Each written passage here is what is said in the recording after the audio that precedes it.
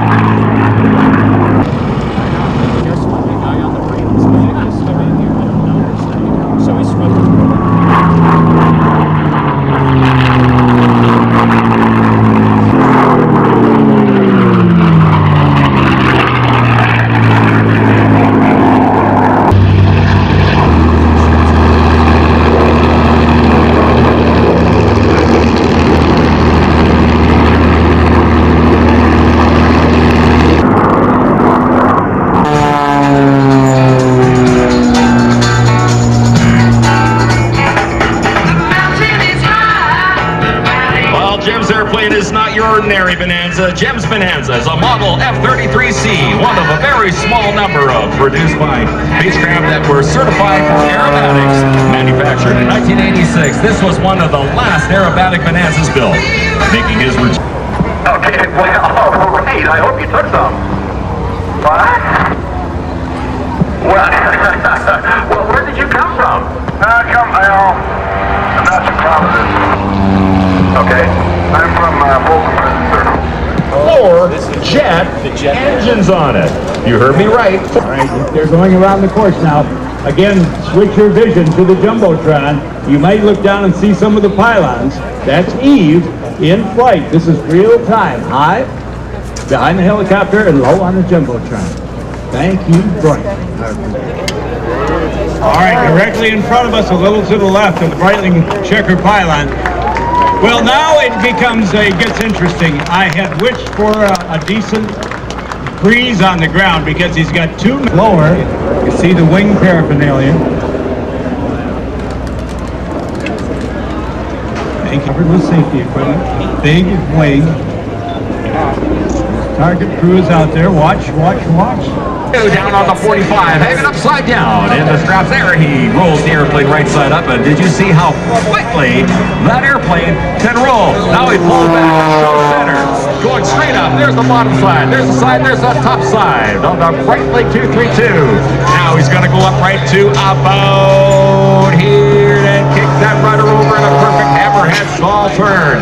Diving back down, trading off that altitude for airspeed as he comes back down. Let me tell you about this incredible pilot, David. Well, he grew up in an aviation family in Texas, where both his father and grandfather were airline pilots, so it was only natural that his interest in flying came at a very early stage. That David learned aerobatics as part of his basic training. Now he tumbles the aircraft over and side to side, coming out inverted and rolling that aircraft around. David graduated, going back on the vertical as he slides the aircraft around. Again, that's the top side of the aircraft that you see there, coming down on that 45.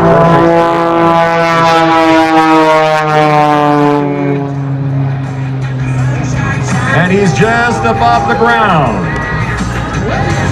David started to seriously pursue competition aerobatics in 1994 upon purchasing an extra 300F. Since earning a place on the United States Aerobatic team in 1997, David has attended 7 World Aerobatic Championships, winning an individual gold medal and 14 bronze medals. In 2001, David won the United States National Aerobatic Championships, and last September at Sherman, Texas, team tryouts were held at the U.S. National Championship for position in the U.S. Aerobatic team. After 4 flights, David earned a spot to compete for the United States this year in Texas. Pulls back on the stick, yes, the G's start to pull up in a slider across the sky, showing off the Breitling brand on the 232 as he kicks it and starts to tumble end over end, side to side. Starts to go down. Goes right by the Breitling start-finish line. Arcing up again. Now watch what he does as he kicks that rudder, puts that stick over it. Now he's just going to hover the aircraft for a moment. Let it spin back down.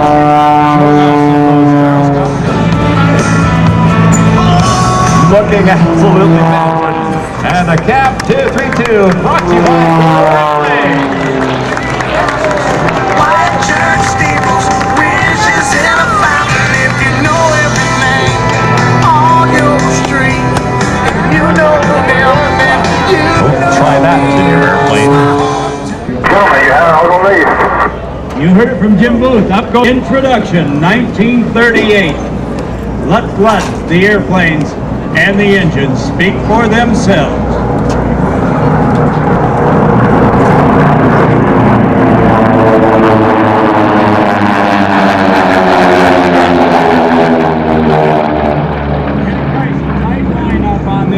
Turn to the left on our 4.9-mile course, almost 5 miles of race course out of And Joey Sanders showed just why the pole position is so important. Got a commanding lead there. Looks like he's actually pulling one. Which may be, but not definitely, be a little faster than the others because of the dive in. Heads that flew this airplane back in the military, Ken Price, say there's no way you're going to get 240 some. We couldn't even get 202 out of these things in a dive, but they are doing it here at Reno. And welcome to the Big 5-0, the 50th anniversary of this show, celebrating the 75 years of continuous action of the North American design, the advanced trainer known as the AT-6, the SMG.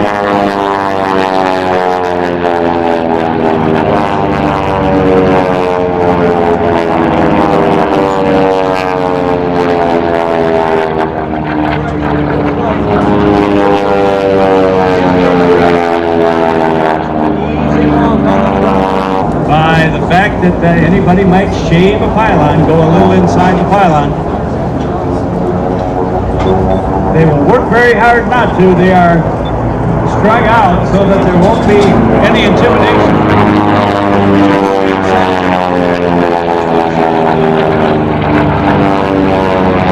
There is the checkered flag. It's up.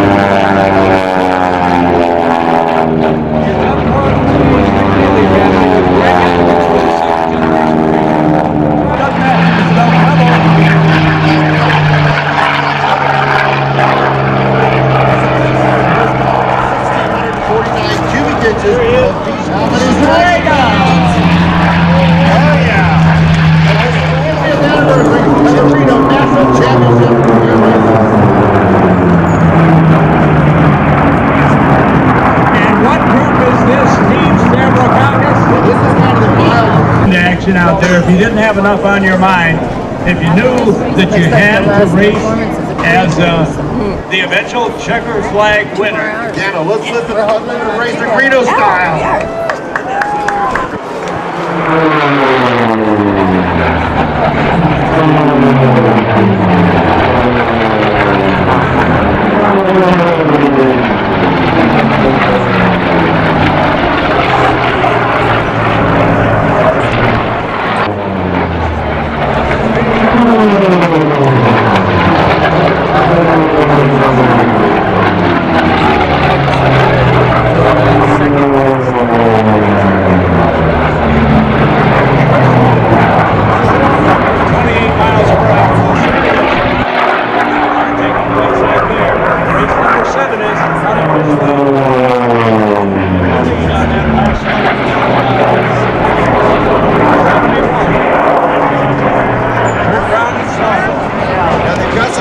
Safety, because you figure, look how fast Matt's going. He's got a closing speed of over 100 miles an hour. His flag passes up the competition. Which one is second? Increased in speed from lap 1.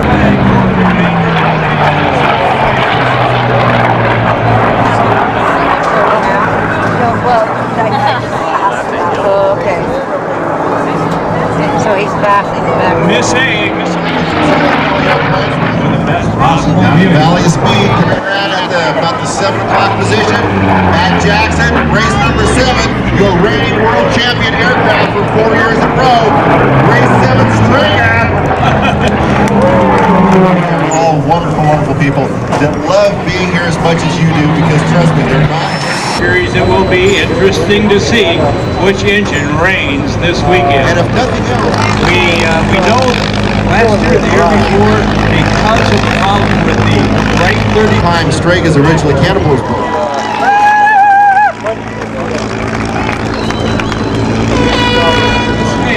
for yet another appearance and to celebrate the 50th anniversary. One of the most photographed Mustangs of all time. Dayton, Ohio, birthplace of aviation.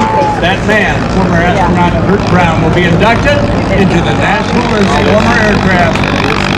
Loved by all, pilot and airplane both, old and young. Rode by John Madley Alvin.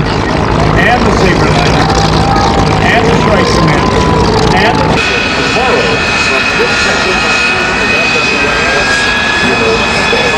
Big 5-0 over 150. pocket, the logo over the other. We have yellow, we have red, we have blue, we have charcoal, and I'm sure we have white. Church Head in the clouds, man. I can feel it right. Straight into the sky, they're looking good. Checking the clouds, airspeed and altitude safety gates met up top. Wilbur increases the G's, bringing the nose back down. I can levitate with every truck that believes I As he looks to target his pull out here, about 250 feet. There goes our number 5 and 6 outriggers. They pitch high out of the top of the formation. Two going straight up above. Watches the diamond roll beautifully off to the right.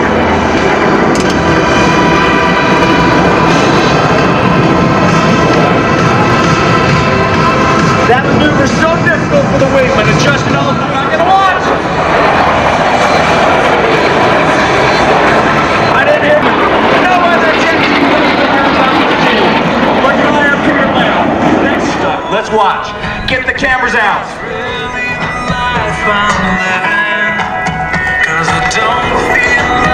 Wing angles perfectly matched. Look at that overlap. The nose clear up underneath the trailing edge of the wing. Ladies and gentlemen, it's definitely going to be going faster. Probably more like 400 plus with these L30. They're sticky. The echelon pass hiding that second airplane behind lead. Chance to highlight the great skills that Banker brings to the team. Now, I'm glad he flies this and I don't, because this is the hardest maneuver. This airplane doesn't have the greatest acceleration, and it doesn't have the greatest